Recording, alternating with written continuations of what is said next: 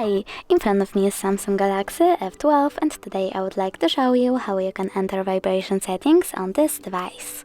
First of all, go into settings and click on sounds and vibration.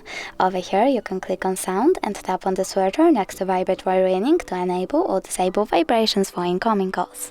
You can also tap on vibrate and mute your device completely, leaving only vibrations. Then scroll down, click on call vibration pattern and pick one of the patterns for your incoming calls by tapping on the chosen one and going back. You can do the same for your notifications by clicking on notification vibration pattern.